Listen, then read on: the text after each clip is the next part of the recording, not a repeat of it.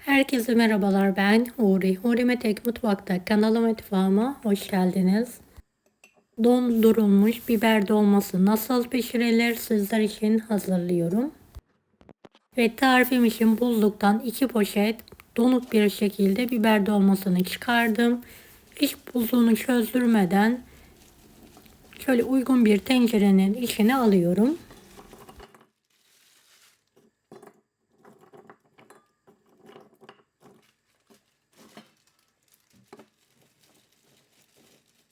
Dizmeden poşet olduğu gibi boşaltıyorum. Daha sonra şöyle elimle biraz düzeltiyorum. Emek verdiğim bu videoyu sevdiklerinizle paylaşırsanız sevinirim. Evet, gördüğünüz gibi donuk. 1,5 tatlı kaşığı kadar tuz serpiyorum. Tencerenin yarısından az olacak şekilde içme suyu dolduralım. Evet, buzlu olduğu için kendi suyunu da salacaktır. Çok fazla su ilavesi yapmayalım. Suyu soğuk olarak kullanıyorum. Kapağını kapatıyorum. Kaynayana kadar yüksek, daha sonra kısık ateşte suyu azalana kadar pişirmeye bırakıyorum.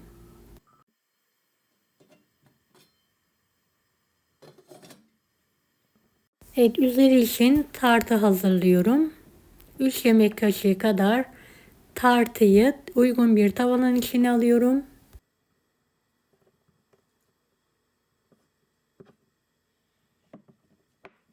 Biraz da sıvı yağ gezdiriyorum.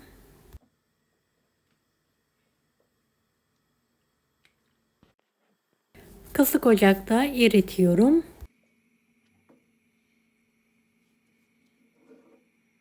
Beni hangi ülkeden veya şehirden izliyorsunuz merak ediyorum. Yoruma yazarsanız sevinirim.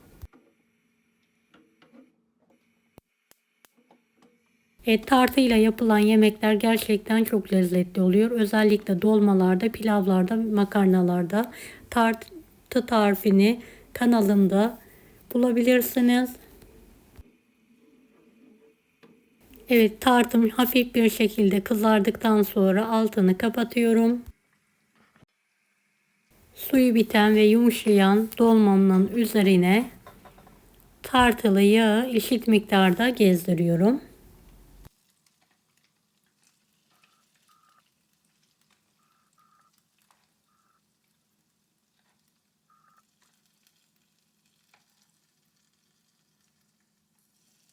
Tartıyı da gezdirdikten sonra kapağını kapatıyorum. 1-2 dakika birlikte lezzetlenmesi için pişirmeye devam ediyorum.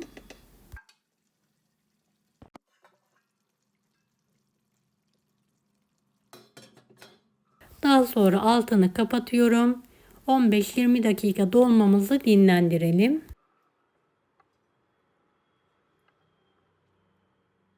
Dinlenmiş dolma çok daha lezzetli olacaktır.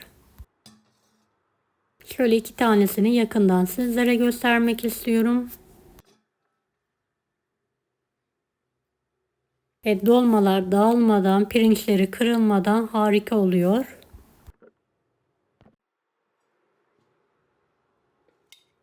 Mutlaka deneyin. Deneyecek olan herkese şimdiden kolaylıklar dilerim. Allah'a emanet olun. Hoşça kalın. Daha farklı tarifler için bunları da izlemeyi unutmayınız.